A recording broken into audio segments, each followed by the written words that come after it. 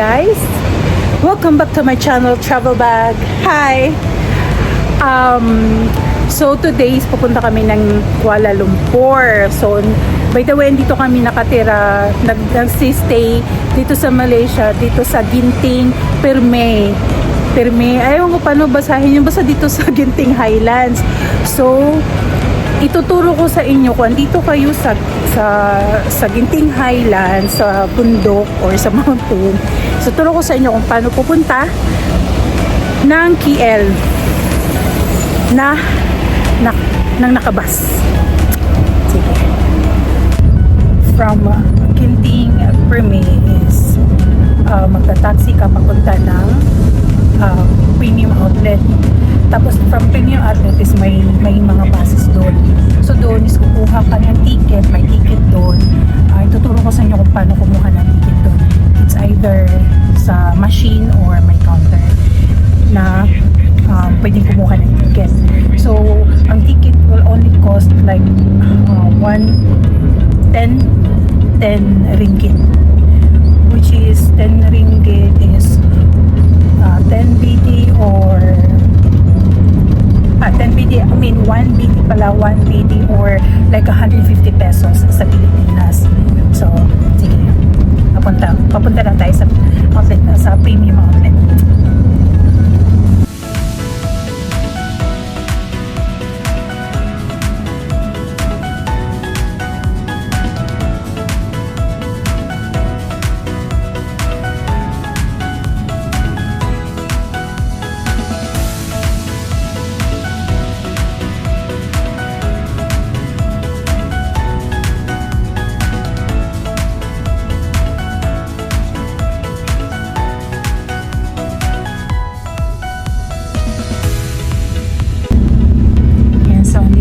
Sa Sky Central, Awana. So dito ka rin kukuha ng ticket papunta ng cable, ng cable ticket para sa cable ka papunta Ginting Sky World.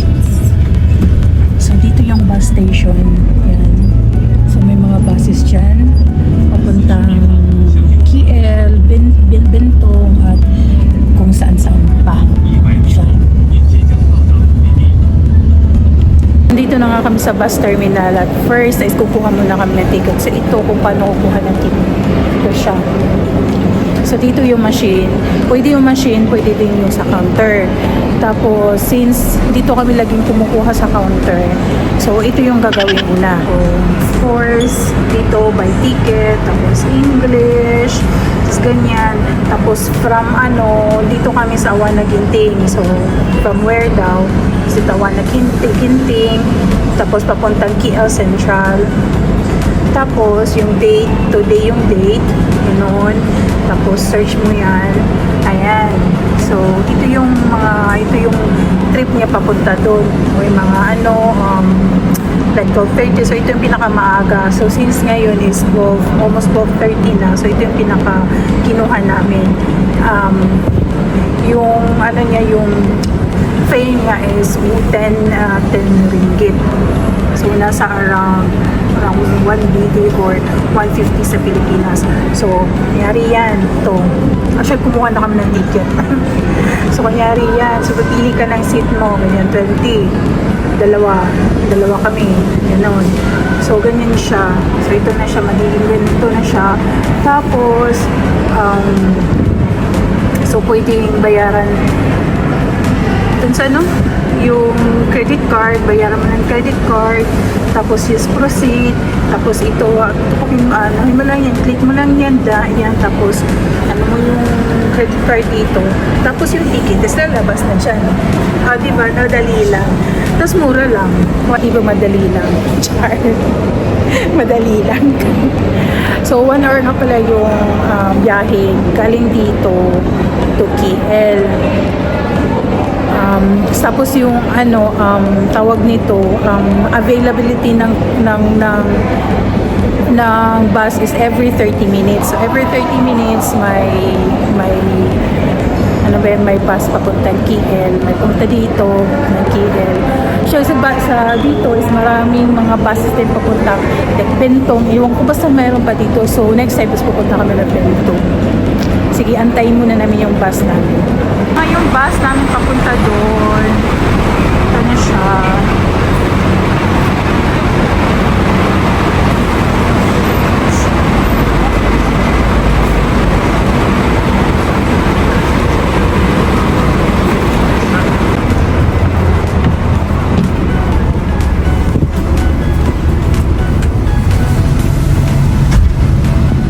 Dito kami 17-18 no? Ayun bus. Ayun bus. Sasakyan namin papuntang KL.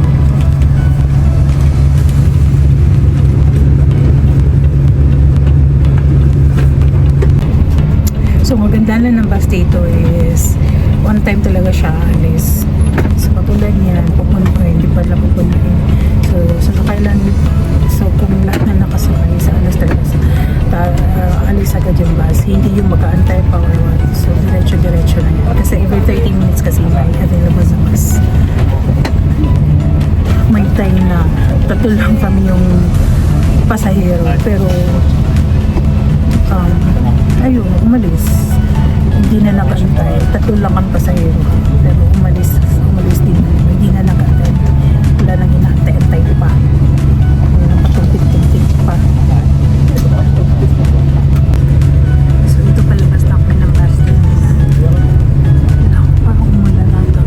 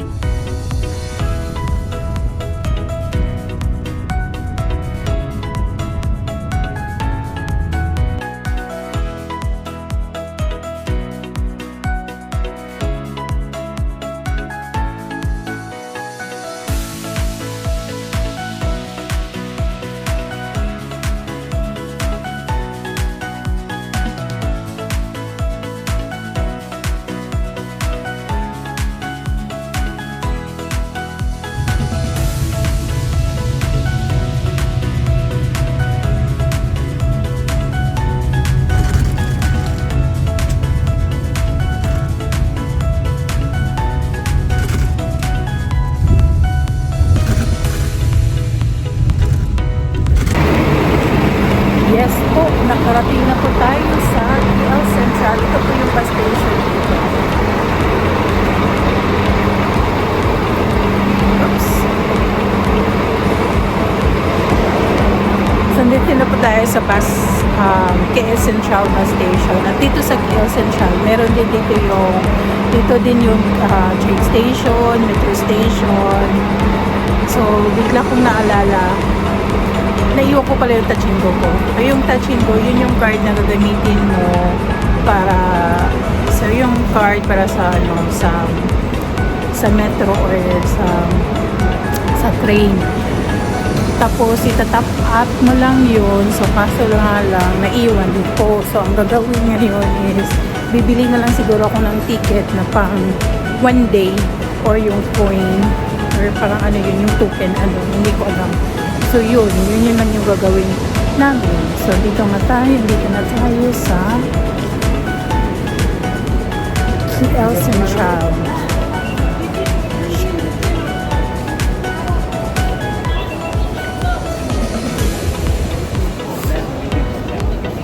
Dahil may pagka-syunga tayo, naiwan natin yung Touch and Go na card. So, bibili tayo ng ano ba yan? Ng ticket.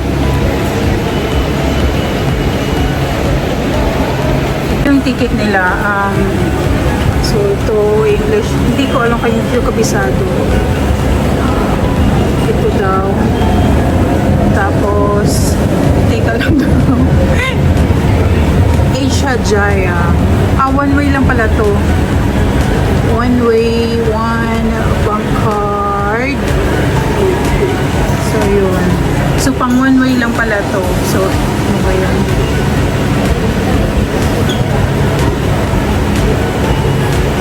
So, hindi na successful yung ating operation. Anong gagawin natin ngayon? Operahan na naman tayo. Okay. So, Asia Jaya Bank.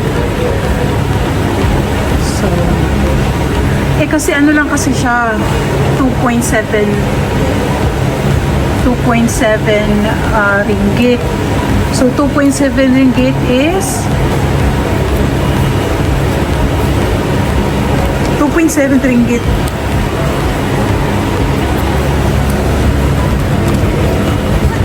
2.7 ringgit is nasa ano siya?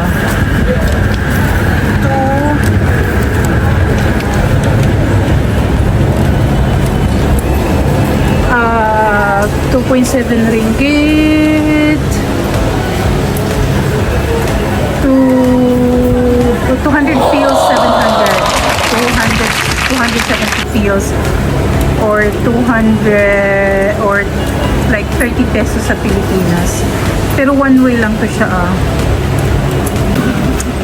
So ito na nga, nakakuha na tayo nito. So, diretso tayo doon.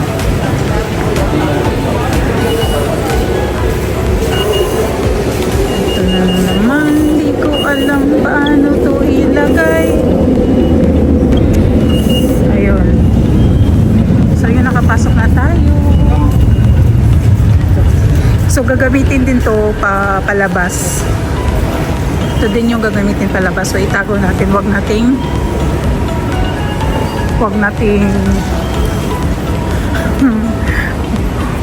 anuhin. Baka pagalitan na naman tayo. So ito yung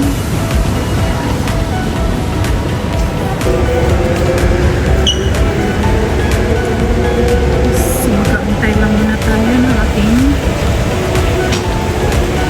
masasakyan, char.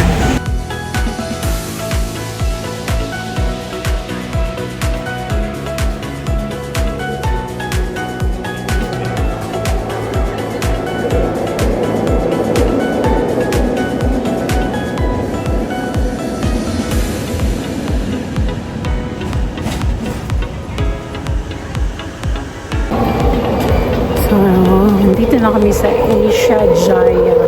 Palabas na kami. So, nakarating na kami dito sa Asia Jaya. Palabas na kami ng station. So, ang gagawin niyo pag wala kayo ng Touch and Go is, diba, meron akong ito. So, ito yung gagawin niyo para makalabas sa station. So, ito siya. Okay.